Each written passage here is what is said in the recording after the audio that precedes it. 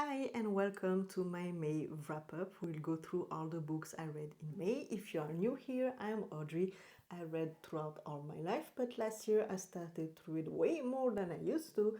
And I discovered also all the book content creators and all that. I was, hey, you know what? I also want to yap about books and try to connect with other readers and talk with them about the books that we enjoyed or that we did not. So welcome here and let's start my May wrap-up.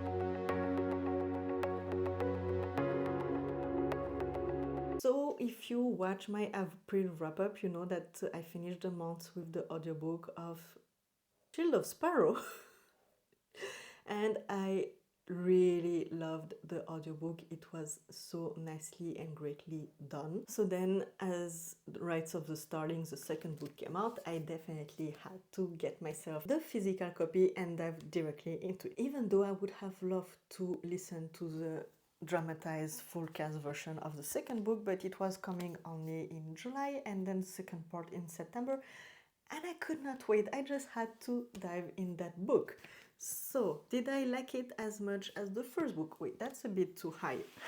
Let's put it here. Did I like it as much as the first book? Well, it was different. I think it was different because, well, first, it was not the full cast audio, it was the book itself. And also, the first book was fully one point of view, and here you get a second point of view. And I had a harder time getting into the second point of view, like connecting with that character, even though the story was still interesting, and I do get why the story was there and I fully get the purpose, and it definitely expanded the world building and I got more and more interested into it. I do have to say that the romance in this one felt like at the beginning felt more like, okay, we're just throwing a romance here to, I don't know, make like the character feels like she's not alone and something is going on. And we just put a romance because why not? But now I get it. Now I get it, even though, yeah, it was a bit insta-lust for me and that's not my favorite part. It was a bit too fast. But what I loved about this book is that we got to know more about the world building from both characters. The world really extended, so I know that some people in the first book was missing a bit world building, and here you definitely get more of that. If what you were missing in the first book was not enough romance, here I don't feel like you get more romance. Like I feel like it's the same amount of romance. You get more quests, you get more puzzle pieces to put together, which I know not everybody enjoy, but I really had a good time and I was trying to guess things, and some stuff I like saw coming and some things I was, oh, I think it's going that way, and I was thinking, oh no, wait, that cannot work because it makes no sense. And actually at some point I got very frustrated because I really want, like I was seeing those people coming, like those two main characters coming together, and I was just very frustrated because something was not happening that I wanted it to happen. But then again, everything makes sense. I'm trying to review this without spoiling you everything. Wait, if I go a bit here, is it better? Yeah, maybe it's a bit better. So yes, I had a great time with this one. I definitely want to read the last one that comes out in March and that will finish the trilogy. I think it's a very strong. Is it a romantasy? I'm still fuzzy on what a romantasy must be, because for me here it doesn't have enough romance for a romantasy. It has more quest and world building and politics and monsters and illness, not illness, and all those things. So that's where I got distracted. So anyway, I really liked it. I really enjoyed it. I think if you didn't like the first book because you wanted more romance, you will not like it more. If you were missing world building, you get more world building here and more adventure. So I would say depends. Whatever the reason you didn't like the first one will impact whether you will want to pick this one up or not. For me, I really enjoy it. Is it one of my all-time favorite fantasy books so far? I wouldn't say it's my all-time favorite, but there is something comforting about this series. I don't know what is it. Maybe it's the descriptive word, but something is just comforting to me, and yeah, I enjoy it. Maybe not my top forever in love with it, but I still have a great time, and I don't know, there is some coziness to it, because I mean it is a bit slower than some other fantasy, I think, maybe. I don't know. But I really have a good time with it. After that, I read Ember and Steel by Donna Morgan. That's an indie self-published book, and this book was everything I was looking for. I've been looking for a year, I think, for a book that has druids and magic and just that, you know, that kind of Scottish woods filled castle-y vibes, and this had all of it. Basically, you are following, I forgot the name of the main character. Give me a second. So we are following Sarah, who is kind of the odd one out in her village. Like, nobody really likes her and everybody thinks she's weird and odd, and she has that very good friend of hers who is getting married, and she's so excited for her marriage. But right after her marriage, she got assaulted by her brand new husband, so she ran away and Sarah ran away with her. And then this new husband with his father and also one of the, who is it again, the mage, I think it's the mage that are there, like that new church people. Yes, I think it was the mage. I'm sorry if I got some names a bit messed up, but yes, there is basically that new religion with they wear masks and have those yellow tunic or something. They are a bit creepy, and so they are all there. And because, well, that's basically her fault, that poor girl, she should know better, and she's so lucky that she was able to marry that great guy. So somehow things took a turn and they unalive her, and they say, oh, you know what, we'll just pin it on your on the friend who is just here, and we don't know even why she's here. So then she starts to run away, and she ends up in some pond where there is some magical beings, and somehow they help her, and she runs into that group of knights who are traveling somewhere, and then she doesn't really know where to go from here because she knows that she cannot come back. They will pin the unaliving of her best friend on her, and anyway, she doesn't really have anything to come back to. And what does she do now with her life? She settle on a destination, and she travel with those knights to get there. But on her traveling way, they go through a stone, like kind of Stone Age place from the druids, and they get attacked by some animals, and somehow she ends up in the center of that stone, and things took a turn and magic arrived, and suddenly she has that burning thing inside her. So they don't really know what that means. They only know that normally nobody is supposed to go into those stones, circles, places. So they decide that she will go back with them to where they come from. And basically that's the start of your plot. The story was so nicely written. It was definitely written with that vibe that you have druid magic, that you have some crazy mage, that you have some knights and some horses and some different kind of beings. And I really had a great time. I think it's a debut novel. I asked her directly after on Instagram because that's how I found her, and she said that she's planning on it to be a duology. And you also have those little hints and those little chapters where you follow another characters and you don't really know who is it and what's going on, and it's really nicely done. One of the things that I really appreciate is that you have the world building and different, and actually, if I remember right, you have dukes, I think it's dukes, that have like some, the place is divided in different parts, and each of them part have a duke, and they all like govern together to avoid conflict, and that's one person rule over and all those things. And you have those mage, this kind of new religion where they want to get rid of all the magic in the world, because some people there have magic but not everybody, and so they want to get rid of everybody who has magic, and they try to kind of take over. And what I really appreciate is that the duke, like I forgot how it's named, but like the place where they have the castle, their own castle, and the group of people, like their, I want to say department, state, like, you know, their little place. It's not a government which is corrupted, and it's actually a government who is really there to do their best for the people. and they actually don't want to get corrupted by those mages. So it was a nice switch, you know. Normally it's always, well, the current government is bad and you need to go overthrow that government who is not caring for the people. And here the government really was like, hey, I don't know who you are, but nobody told you that you could make some kind of border and control every one of my citizens to see if they have magic or whatever they have, and tell them where they can and cannot go, because this is my ruling, this is where I go. So this was really nice and a nice change of pace.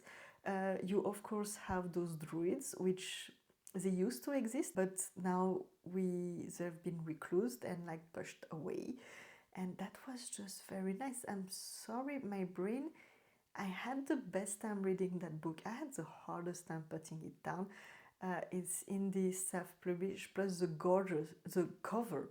Again, gorgeous cover. I'm putting it here. It's so nicely done and I cannot wait. I don't know when the second book will release. I don't know where she's at with the writing, but I definitely want to go read that second book because it was so good, so atmospheric, and the romance also was nicely built. Sometimes it was just a bit, maybe, like, you know, he's grumpy. He's grumpy, and I think I was reading a lot of grumpy people and I got a bit tired of the grumpiness of the MMCs. But her, she's more like full of life. Well, she's a survivor. She's a survivor. She's used to be the out one, the outcast one, and she's used that everybody is complaining about all her little quirks. She's that kind of character, and then you have some kind of fun family, because already that group of knights that she's traveling with is fun family, so she has a fun friendship that she's developing with them, and she meets also other people along the way, and they end up going to that castle thing where she also, oh yeah, there was one being that was very interesting and surprising. It was like kind of a snake, like it was a snake, but he could talk. It was nice because they traveled to the castle, and then she also kind of settled there and take part of the library because she loves books. So there is that part, but then they also go traveling and discover things about the world and discover more about, well, what happened to her in that druid dolmen thingy. So it was really nicely done. If you like all that vibe, definitely I highly recommend it. I think she deserves way more hype, and it's definitely a unique story to my perspective. Then we will have to do it kind of tandem, because I started a trilogy on audiobook and I started a trilogy in physical books. So I think I will first start with the audiobook trilogy, because I don't want, like, I finished the physical, then I finished the audio and all that, so I will just do in one big family. So first, my audiobook trilogy, I listened to the full cast dramatized version of the Avalon Tower by Alex Rivers and C.N. Crawford. And I have to say, I actually discovered that audio, like, I heard about that book.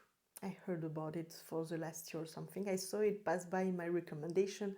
I think it was mainly when I was book shopping online, but also I think I saw a few people talk about it online, and I didn't know if I wanted to get in or not. And then I was listening to, I think it was to the extract of She Loves Sparrow, and then automatically it played Avalon Tower extract, the 5 minutes thing, and I was so hooked, because you start the story with that spy who apparently France has been divided in two, and the South has been invaded by the Fae, and she's a spy who needs to meet another spy agent and infiltrate the Fae world and all that. And I just got hooked from the first 5 minutes, and actually I had trouble deciding, do I go She Loves Sparrow, Avalon Tower, or kind of want to go both? So then I thought, well, now it's time. Like, I was looking for my next audiobook, and I was, oh yes, it was Avalon Tower. And I do have to say that I got a bit disappointed at the beginning, because see, you go into following that Fae, I think her name was Alex, and you go following her, and actually that's the first chapter, and then this woman disappears, and you hear what happens to her, but actually you don't follow her, and you go back to follow, what was her name? I'm so bad with names. Nia.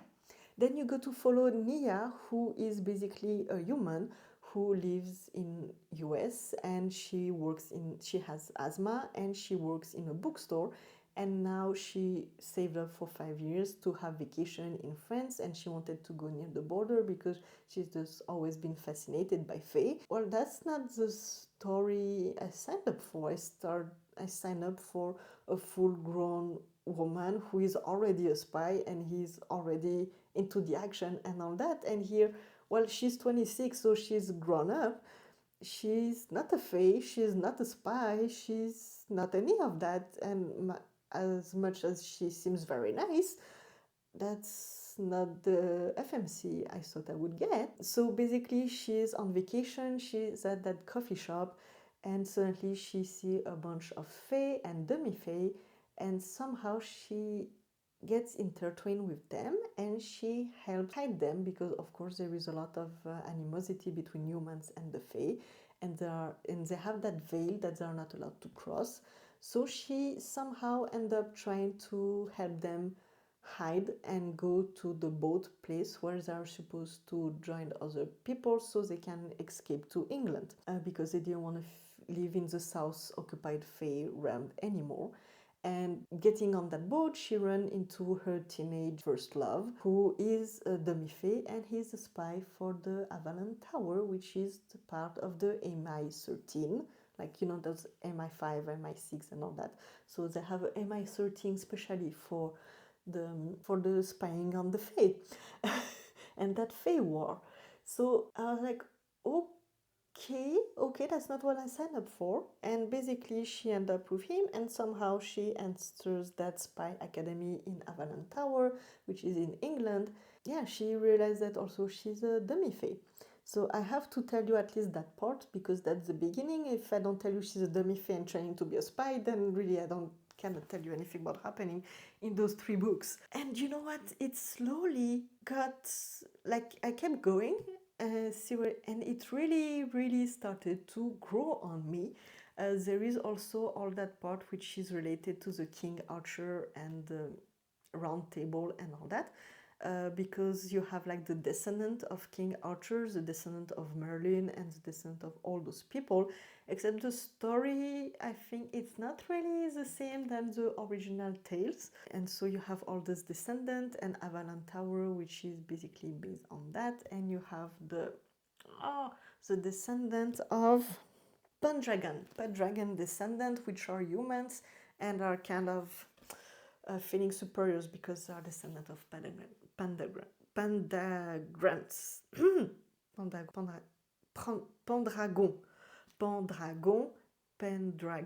Okay, I got it.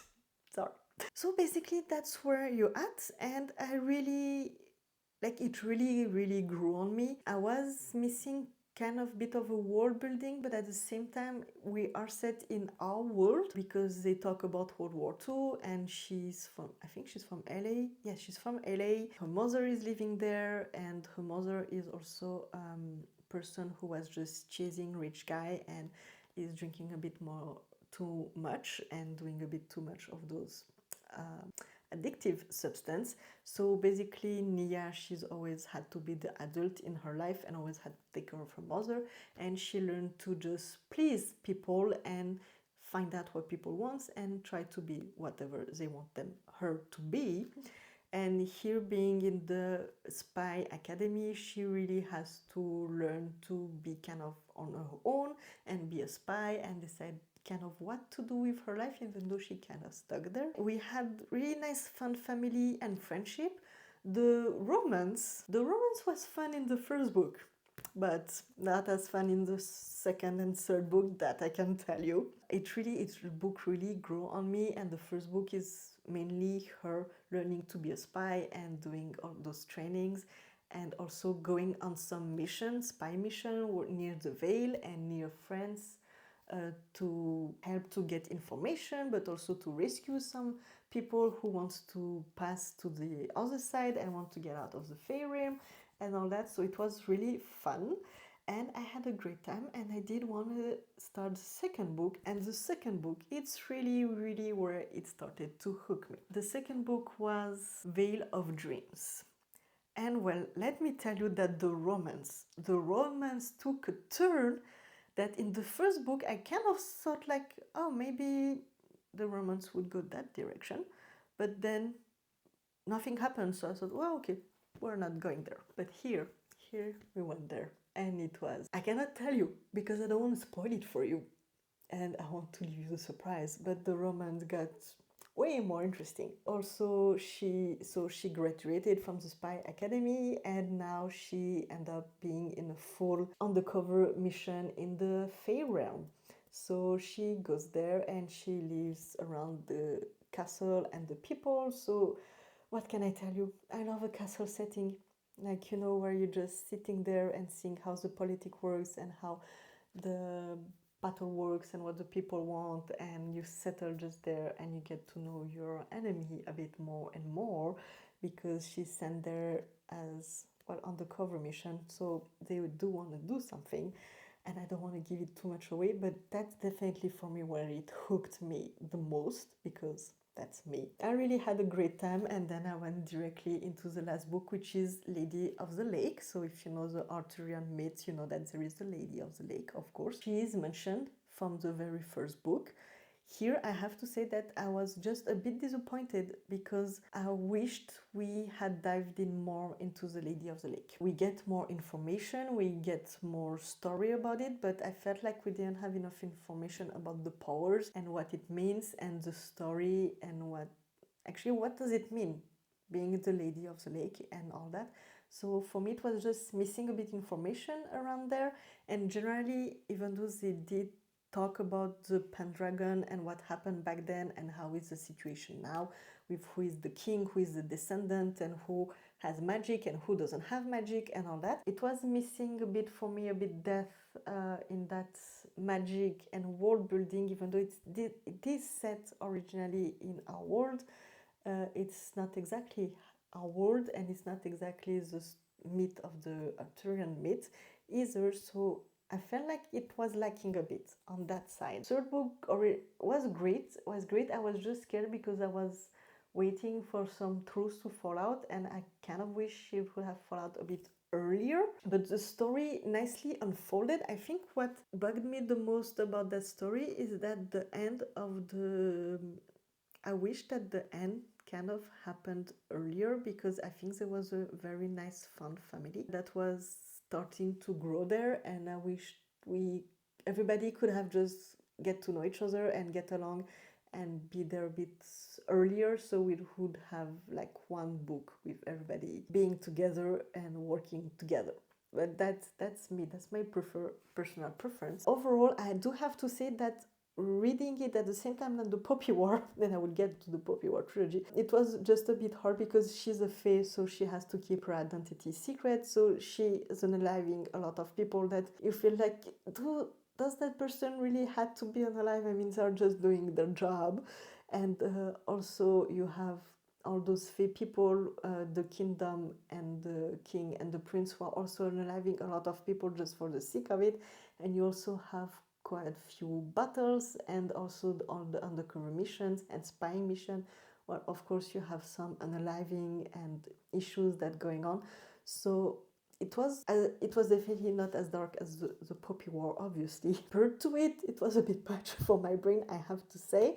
But the story was so good. I feel like this is more romantasy than Shield of Sparrow. I feel like the romance, for me, Shield of Sparrow and Rites of Starling, the romance is here, the romance is good, but it's more like a sad plot that is part of the story.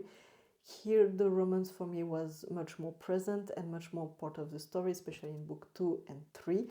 So it was a very fun, it was an easy read. I mean, it was easy to listen to. The full cast is always beautiful. I think if I had read it in like physical book, I would have also fly by it, because it was very easy to read. It was not much repetitions. The vocabulary was kind of modern, like normal modern life, even though you don't have books and all that, because of the fae, all those technologies, they used to have it, but they don't have anymore. So it was still like that fantasy, not too modern, even though it's set in our world. And I think it was very smooth, very nice. If you want something fun, fast-paced, that changes a bit, that has a bit of romance, spy academy, infiltration, castle life, and you try to decide who is the good guy and who is the bad guy. and I mean, it was great. You do have some, like the government, as much as Avalon Tower than the Fae Realm, everybody is kind of set here to, for their own, because they want their power, even though there is some people there that does want also to go for the people, you know, they just want to help the people the best way they can, and sometimes to help the people you have to do awful stuff because that's just part of life as well. So yeah, I think that's all I have to say about it. I definitely think if everything I told you is intriguing you, go give it a try. It was great, and the audiobook was really, really good. So then the other trilogy I was reading at the same time was the Poppy War trilogy. Do I have to tell you what this is about? I think everybody knows. The world is fantasy, but of course inspired from China and China real history. So you follow Rin, who is supposed to get married to an old man, and she doesn't want to, and she decides that she wants to become a soldier, and she studies very hard to integrate soldier school, and she tries also to get to the highest, most rank and harder to get school, because if she gets there, then she doesn't have to pay for it, and that's an issue with money. First, let me tell you that I don't know much about the Sino War that this is inspired from. I don't know much about the Chinese history, and after reading this, I definitely don't want to dive more into it. I don't want to know exactly what is true, what is not true, what is fantasy, because I do think that a lot of things that happens here and that is described happened probably, if not in China, other places as well that I'm not aware of. And my brain is already in a dark place enough since January, and my struggle to think that humans are not all the worst is already hard enough on me. Even though I've been working on that, this did not help to make me feel like humans are the greatest people in the world. For my mental health, I do not want to dive more into it, okay? So just be aware that I don't know what's true, what's not. I think that if you love to know more about war and love the Chinese history and all those things, definitely I can see how this maybe doesn't align to you, but then again, this is fantasy. It's inspired by real events, but it's still a fantasy, it's not a documentary. We get through her going through that school, and I have to say that so far the Poppy War is my favorite out of the 3 books. It's my favorite because we get to know more about the world, we get to know more also about the reflectiveness, about what is war, what's the purpose of war, and how to strategize about war, and why people go to war, and how do you make decisions. And there is also that whole thing about gods, and there is that whole magic system which is connected to the gods, and how do you believe in gods, how much power have the gods in with you or not, and how to connect with them, and all those things. And I have to change my battery. Give me a second. Battery is changed. So yes, we get to, like, there is a lot of reflectiveness, and I have to say that I'm not someone who loves to read or talk or is not interested into war and war strategies. Here, for personal reason, all my life I heard about the wars, about the pros, the cons, the good, the bad, everything about wars, and that's just not a topic that I enjoy. So the fact that I was able to read this trilogy means that the writing is really that good to keep me engaged and not making me want to stop reading. So I think the writing is extremely nicely done. I think it's very reflective. I think it shows you the dark side of the world, the dark side of the politics, the dark side of the people and of the war, and how ugly things can be. This book was better for me because of course the school setting, and you had more all those talk with more mature people who had more life experience and more reflective and more, cannot find a word in English. They can reflect back on what happened before and all the other wars, and they have all that experience, which is very different from that girl who is a teenager and she's very impulsive, very on her emotion, and is really here to really get just a better life for herself, and kind of get very easily, like, her mind changes easily from one place to another. She's not grounded. This one for me was the toughest. For me, what happened in this war, because I feel like each book has its own war. In this war, it was really, really hard to read and awful, and that's the part that I don't want to know what is truly true, because I know that definitely some stuff happening here are happening other places in the world, and probably some places cannot even imagine, since one thing I really learned the last few months is that not all truths are shared, and that the media is telling you what the politician wants you to know or to think, and not necessarily what are the facts. This one I enjoy is not the right word. This one was really interesting to read. I don't want to say I had a hard time putting it down, because I did need to put it down because it was just getting too much for me. But definitely for me that's the most interesting one out of the three. Not that I didn't enjoy the other two, but I will get back into it. Then, of course, I went to Dragon Republic, and I have to say I had a harder time with Dragon Republic, because the beginning of this book, the main character, she pissed me off so much. She was on a full ego trip, like her ego was so big and so out of the place, and I just wanted to tell her, like, get a hold of yourself. And the good thing I do appreciate, though, in that trilogy is that you have other side characters who are not afraid to tell her what, as a reader, I was thinking out loud, very loudly, and be like, how, seriously, see away from yourself, not everything is around you. So that I really, really appreciate. I feel like here you go to another side of the war. So for me, this felt less dark in a way that the other book, it was more them being attacked and being done awful things, and here it's more about them attacking others. So I mean, really what they do is unaliving people. Of course it's awful, but I mean, it's war, it's part of it. I'm expecting that if you go at war, or if you go to revolution or any of those things, like whether it's civil war, with people have to be unalive. That's just the definition of war, you know.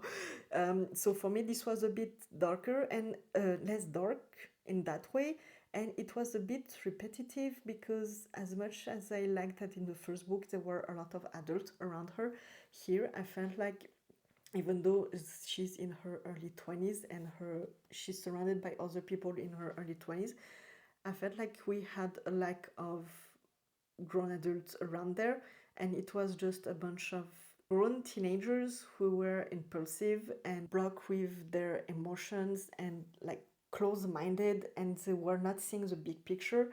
And especially you have at some point a commander which is also in his 20s, and I felt like we went a bit on a loop of that commander wants to go there. People are telling him that's not a good idea, he shouldn't go there. So they go anyway, and then things are not going to as planned, and then they go to the next, and it keeps being on a loop. So for me, it got a bit repetitive on that way, and I felt like the story was not really moving along. And honestly, all the characters were kind of getting on my nerve, even though do get introduced into older characters that also then have more, like they are more strategic. Here you have, I forgot his name, Kitei, who is very strategic, but you know, without the background of what happened before. And here's Series Down character, which is introduced and a bit more strategic, for better or worse. Like, it's not because you are thinking more ahead and you are planning more ahead that your intentions are good. I'm not saying that. I'm just saying that it's less impulsive and less based on emotions. I do like that throughout all the books, there is a talk about the impulsiveness and emotion, and being driven by emotion, by the need of revenge, by the need of whatever fuels you, because yeah, it's the emotion that drives you and not the long-term plan. That's what I have to say for the second book. So I feel like I liked it less, but that's okay. And then we have The Burning God. Actually, I have to tell you, I am almost halfway through, but as you can see, I'm almost halfway through. I did not finish it in May. I do want to talk about it here. I do want to explain also why I did not finish it. It's not that I don't want to finish this trilogy, and I do want to know what happens to everybody, how the story unfolds. It's just that between this trilogy and the Avalon Tower and other stuff, and my brain just, it was too much. It was too much darkness. It was too much things making me mad. At this point, it's not morally grey. It's just fully bad. And my brain was, I need a break. I need something lighter. I need something that gives me a bit of a smile. I need something that makes me not hate humanity as a whole. So I had to take a break. But I will tell you my thoughts about the first part, and I will finish it in June, most likely. Maybe I will not finish it in June, but I think I will make myself finish it in June anyway. So here I feel like we go to a third different kind of war. In the first one it was more we're being attacked, in the second one we are attacking, and here we are more into a bit of in between and more of a civil war. I do enjoy that there is a new character that you get introduced, and he makes her think about battle in a different way that she was taught in her school as being a soldier, and in a way that here we are not fighting to defend yourself or overpower someone, but here it's you are battling differently and from within, without those people that really battling against them. Like, you know, it's more like revolution.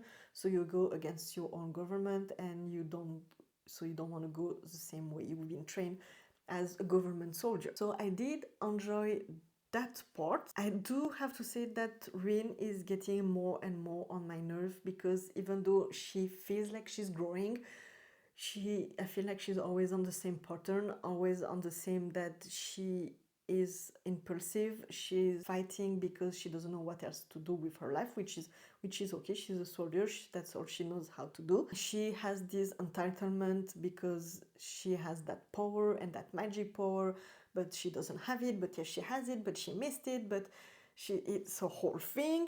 And she, as soon as someone is giving her some kind of guidance, she just follow through without thinking ahead. And even though she sees the things coming, she doesn't listen to anybody, and she's okay, I have that person, so I will follow that person no matter what they say. Okay, now I have that person wronged me, okay, now I will follow that person whatever what they say.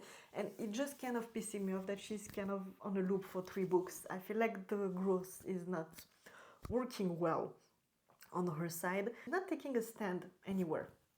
And again, I'm missing the fact that she's not thinking back, she's not thinking ahead, she's not thinking back to what happened, and she's really just driven by emotions. That kind of annoys me. I did need a break from all the darkness, because also I have to say that at this point, I don't see how this book can finish without everybody dying, because I feel like it's been 3 books and we are not on a loop, but we are always with people who are not driven because, oh, they want to go to war to make it better for the people.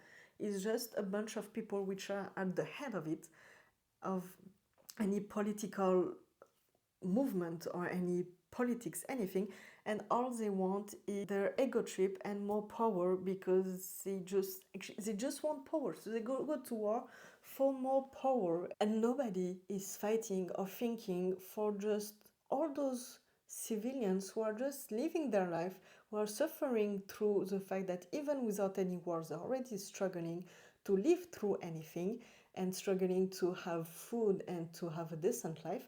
And additionally to that, you have those power-hungry people who are making wars everywhere just for their own gain, and because they want things that, I don't know, they care about, and also have a hard time on, okay, unaliving all that bunch of people is wrong, but if we are unaliving all that bunch of people, then that's okay. How the humans are very selective on who is it okay to unalive, who is it okay to hate on, and it's just, it's just pissing me off that I feel like the world is in a gray place.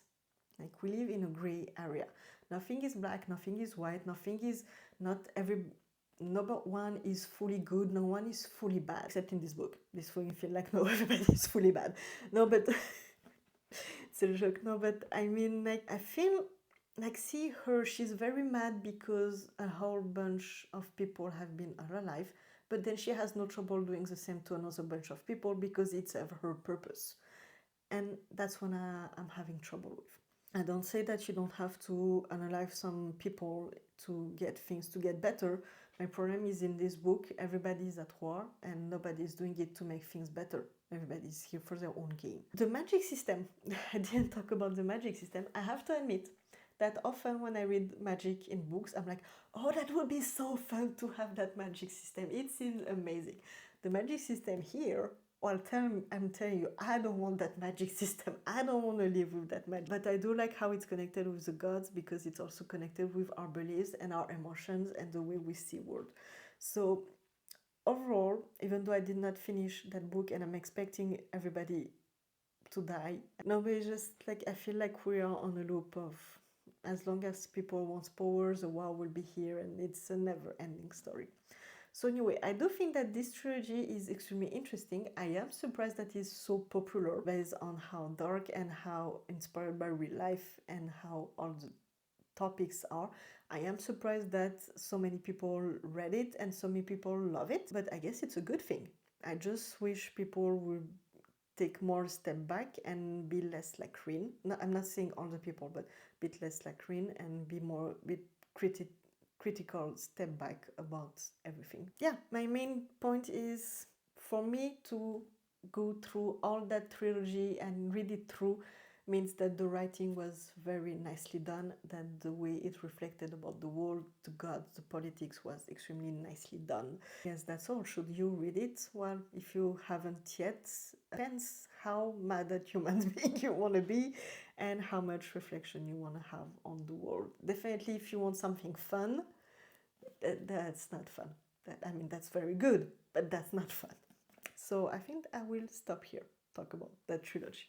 And then, because I did not finish the Poppy War trilogy and I was still about to finish it, I selected my next book. I don't know, I'm starting a series. Maybe if you saw my reels on short somewhere, you see that I have, in my last video saying about all the books I have on my TBR, even though I got more books since then.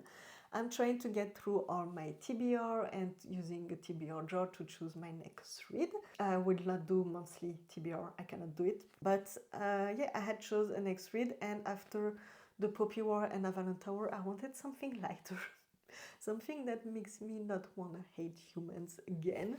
And I picked up The Smoke and Scar by Gretchen Powell Fox. It's a epic romantic fantasy series.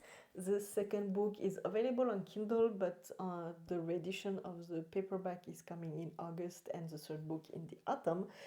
And I actually filmed a vlog that I was hoping to be able to finish and edit before I'm putting that my May wrap up, but unfortunately that will not work out because I still have to do work and other stuff. You will have all my in-depth thought in the vlog that will come out next week. But let me just give you an overview. Here you follow, what's the name again? Illyria. I don't know. Illyria, who is a fae, who is 250 or 60 years old, and just like this, you should be sold. No, she's a fae, and she basically end up entering a trial to get a crown, and everybody wants to, it's a trial that happens every 25 years and nobody survived that trial. The goal is to take a crown to then, well, kind of rule the kingdom, and everybody is kind of hoping that if they get the crown, not everybody, most of them hope that with that crown they will manage to make more peace, because the world has been split in two, with the humans on the side and the fae on the others, and they really hate each other because of the history. So in this book she ends up in that trial, and there is also a human who is the MMC, and he's 28 years old. All his life he's been trained to enter that trial and win the trial. Sorry, I'm putting myself on the side again. And so they both end up in the trial, and there is also other persons, there is also other beings entering that trial. Yeah, that's pretty much the whole plot of the first book, is the trial to get the crown. The writing is so smooth, it's so easy, there is no repetition. I really got addicted to it. It was refreshing though after all those trilogy, because here the people, they do want the crown because they want to make things better. So even though, yes, people are still dying, they do want things to get better, and that was just a huge relief for me. I needed someone who wanted a better world and not just poor, hungry. And there is nice friendship forming and alliances, and like, you know, people to get to know each other. There is also fun twist, even though some I saw them coming, I was still surprised by them. The story is really nicely done. The romance is a slow burn, definitely. And it's interesting, the fact that the FMC is so much older is really nice because she's level-headed, she knows what's going on, and the MMC is a bit more innocent. Like, he realized that he trained for this trial, but actually he never learned enough about the magic, about their kingdom, like where they're living and all that. So that was fun, and there is a really nice story. I mean, I don't want to talk about it too much because I just did an update on my vlog this morning, so I want to say, if you want more information, go see my vlog, but I highly recommend this if you want an older FMC, if you want fun magic, because the magic is actually interesting, if you want the world building that I think will pick up more in the second book. Like, you have a decent world building here, but you don't have it thrown at your face right from the beginning. You get to know more as the more you read through the story, and I think we will have a deeper dive in the second book after this one.